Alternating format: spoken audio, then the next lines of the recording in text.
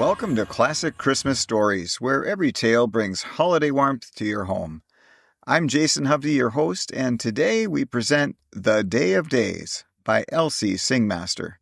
This poignant story of hope and Christmas magic is perfect for family listening. Gather close and let's dive in. Don't forget to check our merch store for holiday goodies, support us on Buy Me a Coffee, and subscribe to Chamber of Classics for more classic adventures.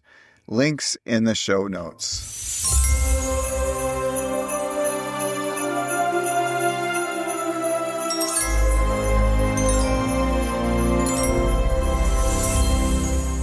Upon 365 days in the year, Miss Mary Britton gave. Upon one day, Miss Mary received. That day was the day before Christmas. Miss Mary did not receive, however, from the same persons to whom she gave. Miss Mary gave to all the village, a lift here in sickness, a little present of money there in case of need. To Sally Young went a new bonnet, to old Carrie Barrage a warm shawl, to the preacher and his large family unnumbered articles. Miss Mary took old Carrie Barrage, tiresome, ungrateful, self-centered, into her house for a month. She took the Arundel baby for 3. None of these persons remembered Miss Mary at Christmas. The village was poor. It considered Miss Mary rich. It expected her to be generous. Miss Mary's present came from far away, New York. It was the most treasured gift received in the state of Ohio. Years ago, when the Britton fortune was large, when kinsfolk were numerous, when the broad doors of this Britton house stood open to relatives removed to the 4th degree, a young cousin had spent a happy summer under its roof. He had been ill. Here in the country, ministered to with unfailing kindness, he had fully recovered. Since then, he had never failed to remember his hosts at Christmas time. He had never come again. He grew to be a famous man, with whom it was an honor to be connected, but he was never too busy to remember the tastes of his cousins. Miss Mary's father had had his magazine, her mother a bit of lace, Miss Mary's brother a riding whip, Miss Mary herself a book. After the father died, 2 gifts came to Miss Mary's mother. When all had gone but the lonely daughter, her gift was quadrupled. Of late years, the gift had increased. Instead of 4 books, Miss Mary received 20. "You now have more time for reading," wrote the cousin. "If my taste in books does not please you, you must tell me. It will be just as easy to send you what you like as what I like." Miss Mary had no quarrel with her cousin's tastes. If he had sent her a Greek dictionary, she would have treasured it. But he sent her the books she loved, novels, essays, poetry. With them came always a letter with reminders of that happy summer and expressions of affection. The box came usually on the last train on Christmas Eve. It was sometimes earlier, but had never yet been late. Miss Mary always opened the box herself, with many failures of hammer and screwdriver to do proper execution, with excited examination of bindings, to see that no harm had come to them on their long journey, with pauses and exclamations while titles and frontispieces were examined. Miss Mary had this year a new bookcase for which she had been a long time saving the extra pennies that remained after baker's and butcher's bills were paid and the repairs made on the homestead and the outfit for the Arundel baby purchased. The bookcase was already half filled with the overflow from Miss Mary's other bookcases. Miss Mary woke on the morning of the day before Christmas with flushed cheeks and an accelerated pulse. This condition was no warning of approaching illness. It indicated only Miss Mary's usual condition of excitement on this day. For 3 months past, the Arundel baby in the next room had wakened her drowsy hostess at the crack of dawn, but this morning Miss Mary had dressed before the Arundel baby had opened her brown eyes. Miss Mary's excitement, however, was not entirely that of joyful anticipation. It was partly alarm. Each year she prepared herself for disappointment, for the coming of the evening train without any precious freight for her. The cousin was old, 10 years older than Miss Mary. He could not live to send her gifts on every Christmas, and when he died, when his box failed to come, she would be alone in the world, without kin, without interests beyond the sleepy village, with nothing to look forward to all her life long. I must be prepared for it, Miss Mary often said to herself. But she never succeeded in preparing herself. When she woke, she sprang from bed as she used to spring in her childhood. I am like the children who call out, "Christmas gift," and pound at the door, said Miss Mary, amused at herself. It was about 9 o'clock when the Arundel baby's aunt came for her. She was to have come at 8. She was indeed to have come yesterday, and last week, and indeed last month. But the Arundel baby belonged to a weak and shiftless family. She was much inconvenienced by the delay of the baby's aunt. To the day before Christmas, Miss Mary postponed various duties, her intention being to keep the hours as full as possible so that the time might not drag until the evening train. The house was yet to be put in order. The wreaths must be hung in the windows. Sundry baskets must be packed for distribution in the morning, and sundry presents to be wrapped for the butcher's boy and the baker's man, and for James Vanderslice, the expressman. To the baker's man, Miss Mary gave a tie. To the butcher's boy, a pair of suspenders, alternating the gifts with the years. But to James Vanderslice, eagerly watched for at twilight, she gave both, and a little present of money besides. The Arundel baby's aunt not only came an hour late, but she stayed for an hour talking about nothing. The aunt began presently to gossip, and Miss Mary moved uneasily in her chair. She did not like gossip or persons who repeated it. Fortunately, the baker's horn interrupted with its loud demand, and Miss Mary asked to be excused. When she returned, she brought with her the baby's hat and coat. Miss Mary was able to dismiss unpleasant persons without their being aware of it. She wrapped the baby up herself and tucked her into the carriage she had bought and kissed her goodbye. "She has been a good girl," she said. "You must bring her to see me every week. When she is a little older, I will begin to teach her to read, and afterwards to sew patchwork. That is the way I was brought up."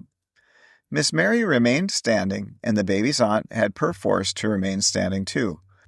"A child is a great care," said she, as she raised the corner of her apron to her pale eyes.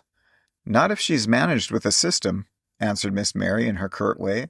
"This baby's been very little care to me. She need be very little care to you if you're systematic." "I'm sure I'll try," said the baby's aunt, as she wiped away more tears. Then the baby carriage was trundled down the street. Miss Mary suffered a slight pang as she saw how cheerfully the baby went. How willing she was to associate with unattractive incompetence, and a sharper pang as she beheld the bump with which the coach took the first crossing. Then she went indoors. This was her day, the happiest day of all the year. She could think no more of the Arundel baby. Miss Mary went first of all to put the baby's room in order. She took down the white crib and carried the pieces one by one into the attic. Except the bed, nothing belonging to the baby remained, since all had been sent earlier in the day to the house of the aunt. Then, with capable strokes of her strong arms, she swept the room. She had not been brought up to work of this kind, but when change of fortune made it necessary, she was quick to teach herself. This morning, the swift moving back and forth of the broom gave her pleasure. When the baby's room was finished, Miss Mary went to look at the clock. She was surprised to see that it was only 10:30. She was conscious of a jumping feeling in her heart, and she looked out the window as if to ease it. She saw nothing but the familiar houses with their familiar dooryards. It was Miss Mary's custom to look often out the window on the day before Christmas. Now, sternly, as usual, she began to prepare herself for disappointment. "Nothing is more probable than it will not come," said Miss Mary. At 11 o'clock, having wrapped her packages and packed her baskets, she looked at the clock again, expecting the hand to stand at 12. Thereupon she determined that she would look no more. Her simple lunch was usually eaten at 1. She decided to have it earlier, in order to have a long afternoon for what she wished to do.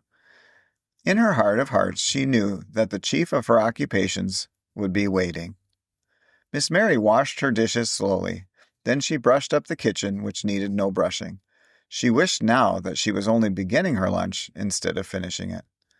Again Miss Mary went to the window and looked out. The street was still empty, and at sight of it Miss Mary shivered. "I must not expect anything," she said sternly. By 1:30, she had tied up those of her Christmas packages which remained, and had hung the holly wreaths on the front windows. Then she cried out, "Oh dear," and went to the door. She had not been mistaken. Drops of water were falling. The sky was thickly overclouded. The wind was east. Already it sighed mournfully round the corner of the house. "A rainy Christmas Eve," cried Miss Mary tragically. "A rainy Christmas Day." At 2 o'clock she began to give her sitting room an unnecessary dusting. At 1:30 she sat down at the window with some sewing. At 3 she went to the door again, as if pulled by a rope. When she saw the expressman coming down the street, she clutched the side of the door. But the expressman stopped at the corner house and then turned the head of his old white horse back toward the station. At 3:30 Miss Mary took up some crocheting. The Arundel baby would need new petticoats in the spring, and Miss Mary realized that new petticoats, and the lace for them, if any were had, would have to come from her. But the thread clung to her fingers. The needle slipped from her hand. "It's the rheumatism," she said to herself grimly. "Old age is here." At 4 o'clock Miss Mary took a book, and in 3 minutes laid it down. It was one of Cousin John's books. "I am a goose," she announced aloud in her quiet house. "I could even buy a few books for myself, and make shift to subscribe to a few magazines if the box does not come. But," here Miss Mary covered her face with her hands, "it will mean that I am alone in the world." At 4:30 Miss Mary began to prepare supper, though she usually ate at 6. She no longer made excuses to herself. She did not pretend that she was having supper early so as to make the evening long. She sought only to fill the next minute and the next. She was reckless about the later hours. The evening train came in at 6. It was only a country-way train with a short run, and it was on time, even on Christmas Eve. With a great jump of her heart, Miss Mary heard its familiar whistle. Allowing for all James Vanderslice's slowness, he should reach her house in 15 minutes. It was probable that hers would be the only package he would have to deliver. Moving with a slow step, she descended to the cellar and put coal into the furnace fire. Temptingly, mockingly, the hammer and screwdriver seemed to thrust themselves to the top of the toolbox on the table which she had to pass. Miss Mary did not touch them. She played the part of expecting nothing. When Miss Mary came up from the cellar, the hands of the clock pointed to 20 minutes after 6. She grew red, then pale. Then she opened the door and stood with the rain beating against her. The street was dark and quiet. "He must come," whispered Miss Mary. But the expressman did not come. When Miss Mary went indoors, it was 6:30. Until 7 she walked up and down her sitting room. Then her lips tightened. "I am going to bed," she said aloud. Miss Mary fixed her fires for the night. She set out the milk pail on the shelf on the back porch. She wound the clock and took her lamp, and climbed the stairway and undressed and lay down in her bed. Then, metaphorically and actually, she turned her face to the wall. But at 8 o'clock she was still awake. At 8:30 she sprang from bed, thinking she heard a rap at the door. At 9 she lighted her lamp and looked at the clock. All within and without the house was as silent as midnight. Then poor Miss Mary yielded herself to despair. "I do not know what is the matter with me. This had to happen sometime, but I am utterly desolate and forlorn. Christmas is a dreadful time when you grow old, but I have been trying to prepare myself for years. I do not know what is the matter with me." The ticking of the clock seemed to fill the quiet house. Miss Mary grew more and more nervous. Again she sprang from bed. "If I have some exercise, perhaps I shall sleep." But exercise did not bring sleep.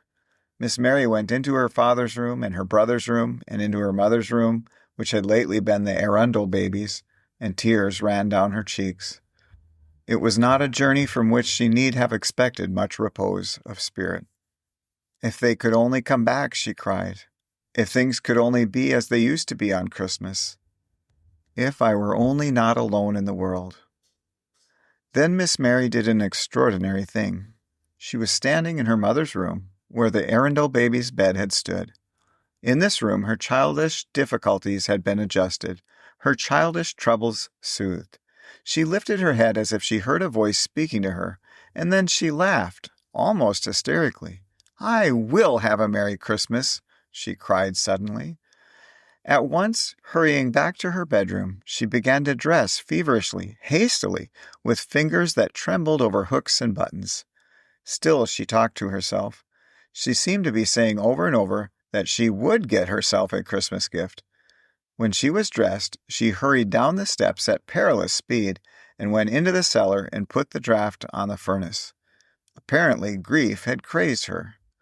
Still, Miss Mary's strange course was not at an end. She put on her shawl and bonnet and opened the door and went out, forgetting to turn the key, and hurried down the street in the rain without an umbrella. Following straight the course that the Arundel baby's aunt had taken, she knocked at a mean little door. Within was a light and the sound of voices. In answer to a loud "Come in," Miss Mary opened the door and entered. The Arundel baby's aunt, however lugubrious and tearful she might be in the presence of Miss Mary, had other moments when she allowed herself to be merry and comfortable. She was now surrounded by her friends. Miss Mary recognized each one of the doubtful guests. Refreshments were being passed. Hilarity was at its height. The Arundel baby, Miss Mary saw her at the same instant that she beheld the hands of the clock pointing to midnight, lay asleep in her carriage in the corner. She had not been undressed. Her cheeks were flushed, as if a slight fever might have added a stain of red to cheeks already red from crying. Miss Mary said not a word in reproof. She lifted the baby from the carriage and took her under her shawl and bade the baby's aunt come to see her on the morrow and stalked out. Neither the baby's aunt nor her guests made reply. They all had been at some time Miss Mary's pensioners. It was more than probable that they would need her help again. Miss Mary walked with rapid steps back to her house. The clouds had parted, the dashes of rain were fitful, the wind had veered to the north, but she was not aware of the change.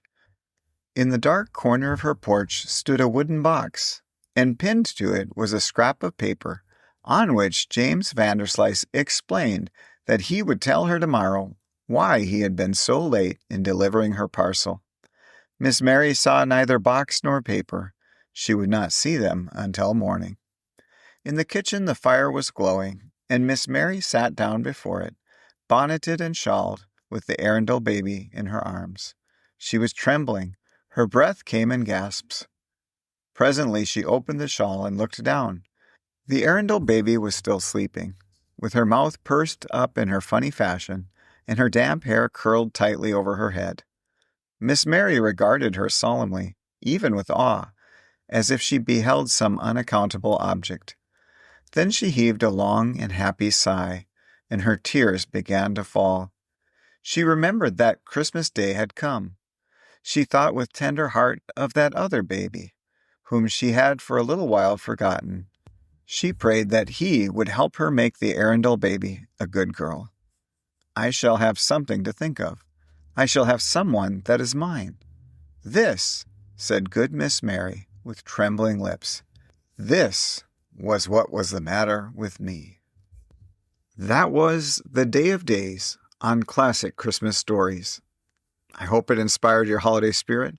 Please leave a review on Apple, Spotify, or your favorite podcast platform to share the joy. Join us tomorrow for another festive tale, and don't miss out. Visit our merch store for holiday gifts, support us on Buy Me a Coffee, and subscribe to Chamber of Classics for timeless mysteries. Links in the show notes. Until next time.